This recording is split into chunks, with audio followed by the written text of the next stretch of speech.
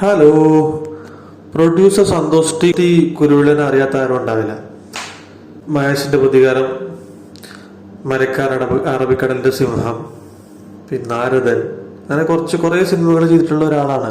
എന്നത്തെ കേസോട് എന്നങ്ങനെ കുറേ സിനിമകൾ ചെയ്ത പടത്തിന്റെ ഒക്കെ പ്രൊഡ്യൂസറാണ്. അപ്പൊ അവര് ഇതിൻ്റെ അടുക്ക് ഓൺലൈൻ ചാനലിന്റെ ഇന്റർവ്യൂവിൽ കൊടുത്ത ചെറിയ 2-3 ഭാഗങ്ങൾ കാണാനിടയായി. അത് കേട്ടപ്പോഴേ നമുക്ക് 2-3 കാര്യങ്ങൾ പറയണമെന്ന് തോന്നി. നിങ്ങളെന്താ വീഡിയോ ഒന്ന് കണ്ടു നോക്ക്. അതിനു മുമ്പായിട്ട് ആദ്യമായിട്ടാണ് ഈ ചാനൽ കാണുന്നവരാണ്, ഒന്ന് സബ്സ്ക്രൈബ് ചെയ്ത് സപ്പോർട്ട് ചെയ്യണേ. കുഞ്ഞാലിമരക്കാരെടുക്കാൻ നേരം ഞാൻ അതിനകത്ത് ചെറിയൊരു പാർട്ണറാണ്. അനിൽ ചേട്ടനുമായിട്ട് ഞങ്ങൾ ഒരുമിച്ച് ഈ അബാദ് ഫ്ലാറ്റിലിരുന്ന ബാൽക്കണിയിൽ സംസാരിച്ചപ്പോൾ ഞങ്ങൾ അന്നേരം തന്നെ മനസ്സുകൊണ്ട് അന്ന് 40-48 കോടി രൂപയുടെ ബഡ്ജറ്റായിരുന്നു ഞങ്ങൾ ആദ്യം സിനിമ തുടങ്ങുന്നതിന് മുമ്പ് വന്നു. നമ്മുടെ മനസ്സിൽ അന്ന് തന്നെ ഞങ്ങൾ മനസ്സിൽ പറഞ്ഞായിരുന്നു ഒരു 10-12 കോടി വരെ നഷ്ടം വരാം ആ 48 കോടിയെ. അത് ചേട്ടന് റെഡിയാണോ എന്ന് എന്നോട് അനിൽ ചേട്ടൻ ചോദിച്ചു. ഞാൻ പറഞ്ഞു ചേട്ടാ ഞാൻ ഓക്കെയാണ്, പുള്ളിയും റെഡിയാണ് അങ്ങനെ ഒരു റിസ്ക് എടുക്കാൻ.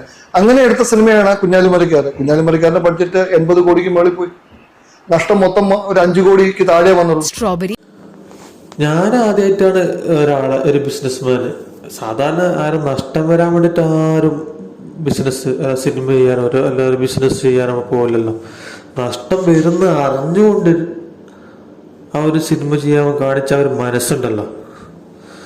ഇതിൻ്റെയൊക്കെ പിന്നില് ശരിക്കും പറഞ്ഞാൽ കള്ളപ്പണം വെളുപ്പിക്കുന്നതിൻ്റെ ഒരു എന്താ പറയാ, എന്തോ ഒരു കൈ ഇതിനകത്തുണ്ട്. കാരണം അല്ലെങ്കിൽ ഒരാള് സിനിമ മനഃപൂർവ്വം ലോസ് ആവുമെന്ന് വിചാരിച്ച് ആരെങ്കിലും പോയി ഇൻവെസ്റ്റ് ചെയ്യും. അതും 5-6-7 കോടി രൂപ, അല്ല 10-15-40-20-100 കോടി രൂപ ആരെങ്കിലും കൊണ്ടുപോയി ഇൻവെസ്റ്റ് ചെയ്യും.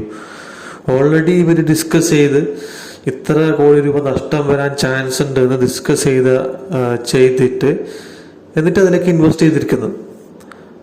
ഇതില് കള്ളപ്പണം വെളുപ്പിക്കുന്നതിന്റെ സകല ലക്ഷണങ്ങളുണ്ട് ആ ഒരു സ്റ്റേറ്റ്മെന്റില്. ഒരാളും നഷ്ടം വരാൻ ആരും കച്ചവടം ചെയ്യുമോ? പിന്നെ സിനിമയുള്ള സ്നേഹം കൊണ്ട് ഒന്നും ഇത്രയും ക്രിഞ്ചി ഡയലോഗൊന്നും പറഞ്ഞു രക്ഷപ്പെടാനുള്ള ഇതൊന്നും ഞാൻ കാണുന്നില്ല. കാരണം ഇത് പക്ക എന്താ പറയാ, കള്ളപ്പണം, ബ്ലാക്ക് മണി വൈറ്റ് മണി ആക്കുന്നതിനുള്ള എല്ലാ ഗൂഢാലോചനയും എല്ലാ പ്രവൃത്തികളും ഇതിൽ കാണുന്നുണ്ട്. ഇതിന്റെ മുകളിൽ എന്താ പറയാ, ED ഒരു അന്വേഷണം നടത്തണം. അല്ലെങ്കിൽ എന്താ പറയാ, അധികാരപ്പെട്ടവർ ഇതിന്റെ മുകളിൽ ഒരു അന്വേഷണം നടത്തി കഴിഞ്ഞാൽ എല്ലാ കള്ളക്കളിയും പുറത്തു വരും. ഹേമ കമ്മിറ്റി വന്ന് കുറെ പീഡനങ്ങൾ പുറത്തു വന്നു. അതുപോലെ വേറൊരു കമ്മിറ്റി രൂപീകരിച്ചിട്ട് ഈ കള്ളപ്പണം വെളുപ്പിക്കുന്നതിനുള്ള കാര്യങ്ങൾ നടത്തണം. ഏറ്റവും നല്ലൊരു മാർഗമാണ് ഇതൊരു സിനിമ നിർമ്മിക്കല്, കള്ളപ്പണം. കാരണം ഇവർ 5-6 കോടിയും 10-20-30 കോടിയും ചുമ്മാ ഇങ്ങനെ തള്ളുന്നതല്ലാണ്ട് ഇതിനൊരു കൃത്യമായിട്ട് കണക്കോ കാര്യമുണ്ടോന്നും അറിയില്ലല്ലോ.